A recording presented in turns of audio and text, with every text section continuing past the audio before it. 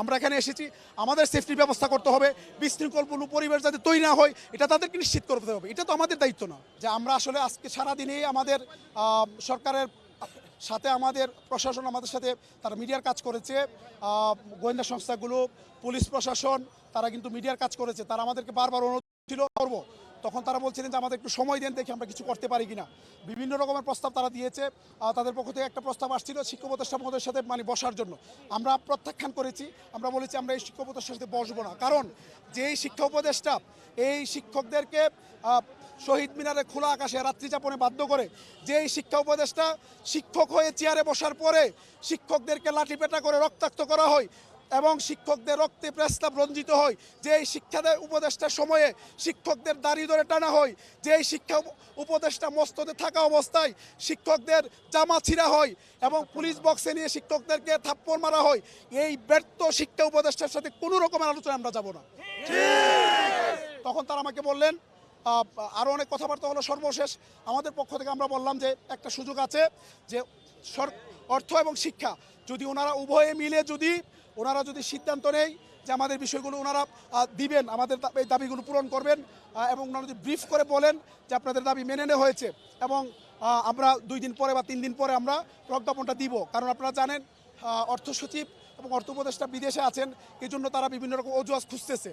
আমি বলছি এটা যদি করে ওনারা, তাহলে আমরা আমাদের মাস্টার সচিবালয় প্রজ্ঞাপনটা আমাদের কর্মসূচিটা আমরা প্রত্যাহার করে আমরা শহীদ মিনারে অবস্থান করব এবং আমাদের সারা বাংলাদেশে ইতিমধ্যে আপনারা দেখেছেন বিভিন্ন মিডিয়ায় আসছে যে সারা বাংলাদেশের এমপিভুক্ত শিক্ষা প্রতিষ্ঠানে একেবারেই শ্রেণী কার্যক্রম বন্ধ হয়ে সারা বাংলাদেশের এমপিভুক্ত শিক্ষা ইতিমধ্যে স্থবির হয়ে পড়েছে, অচল হয়ে পড়েছে।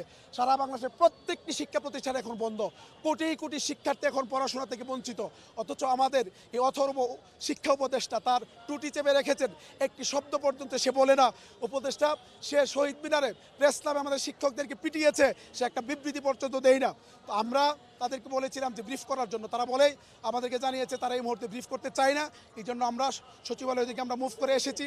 হাসনাত আবদুল্লাহ এনসিপি তিনি আমাকে ফোন করে অনুরোধ করেছেন যে বিশৃঙ্খল পরিবেশ যাতে না হয় আপনি একটু খেয়াল করবেন। উনি অনুরোধ করেছেন, বলছেন যে আমরা আপনাদের জন্য কাজ করছি এবং ইতিমধ্যে আমি দেখেছি হাসনাত আবদুল্লাহ নিজে একটা তার ভেরিফাইড ফেসবুক পেজে সে একটা বিবৃতি দিয়েছেন আমাদের দাবির পক্ষে। ওনাদের সংগঠনের পক্ষ থেকে তারা বিবৃতি দিয়েছেন। জামাতের নায়েবে আমিরের নেতৃত্বে একটি প্রতিনিধি দল কালকে একাত্মতা ঘোষণা করেছেন।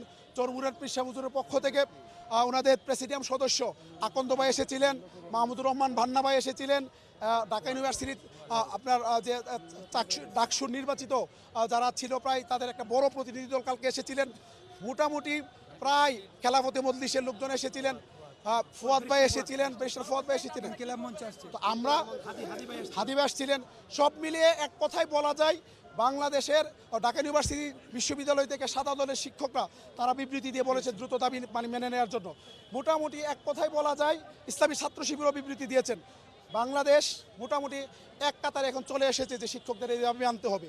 আমার প্রশ্ন হচ্ছে, আপনারা কোনো রাজনৈতিক দল না, আপনারা এই রাজনৈতিক দলগুলো সমর্থনে বসেছেন, সুতরাং তারা যেহেতু চাচ্ছে দেওয়ার জন্য আপনাদের এত সমস্যা কোথায়? ইউনূস সাহেব কি তার বাবার টাকা দিবেন না আপনার সাহেব তার বাবার টাকা দিবেন? আমাদের জনগণের ট্যাক্সের টাকা, আমাদের ট্যাক্সের টাকা আপনি আমাদেরকে দিবেন, আপনারা এত দিতে সমস্যা কোথায়? আমরা সিদ্ধান্ত নিয়েছি আমরা এখানে অবস্থান করব, প্রয়োজনে এখানে কালকে 12টা পর্যন্ত আমরা থাকবো, এই রাস্তা আমরা ব্লক করে রাখবো, এখানে থাকবো। এরপরে আগামীকালকে 12টা থেকে আমরা শাহবাগে অবস্থান দিব এবং আমরা সারাদিন 12টার পর থেকে আমরা শাহবাগেই থাকবো। ওখান থেকে আমরা নতুন কর্মসূচি ঘোষণা করব। পাশাপাশি সারা বাংলাদেশের শ্রেণীকক্ষে শ্রেণী কার্যক্রম বন্ধ থাকবে। আমার সারা বাংলাদেশের কোনো শিক্ষক প্রজ্ঞাপন হওয়ার আগ পর্যন্ত কোনো রকমের শ্রেণী কার্যক্রমে অংশগ্রহণ করবে না। ধন্যবাদ। আমি অধ্যক্ষ দেলোয়ার হোসেন আজিজি, সদস্য সচিব এমপিভুক্ত শিক্ষা জাতীয়করণ প্রত্যাশী জোট এবং সভাপতি বাংলাদেশ মাদ্রাসা শিক্ষক কর্মচারী ফোরাম, অধ্যক্ষ কাতলাসেম কাদিয়া কামিল মাদ্রাসা। ইতিমধ্যে আমাদের শিক্ষার্থীরা বিভিন্ন জায়গায় আন্দোলন শুরু করেছেন। আমরা গতকালকে আমরা দেখেছি ময়মনসিংহ টাউন হলে স্বতঃস্ফূর্তভাবে শিক্ষার্থীরা সুনামগঞ্জে বিভিন্ন জেলায় করেছে। কিছুক্ষণ আগে ঢাকা বিশ্ববিদ্যালয়ের সূর্য সেন হল থেকে আপনার তাদের বিপিন নেতৃত্বে বিশাল এক বাহিনী আমাদের সাথে যোগ দিয়েছেন। এই আমি ক্লিয়ার করি, যদি আমাদের নাশকতার পরিকল্পনা থাকতো, ওইটা শুনেন, এটা তো আমাদের দায়িত্ব না। আমাদের সেফটি ব্যবস্থা করা, এখানে যাতে বিশৃঙ্খল পরিবেশ তৈরি না হয়, এটার দায়িত্ব গোয়েন্দা সংস্থার এবং পুলিশ বাহিনীর। সরকার এদেরকে এত টাকা দিয়ে ট্যাক্সের টাকা কেন পালতেছে? আমাদের সেফটি ব্যবস্থা করার জন্য আমরা এখানে এসেছি।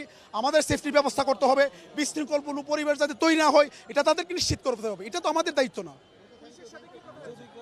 পুলিশের সাথে এখন এটাই বলছি যে আমরা আগামীকালকে শাহবাগে আমরা অবস্থান নিব।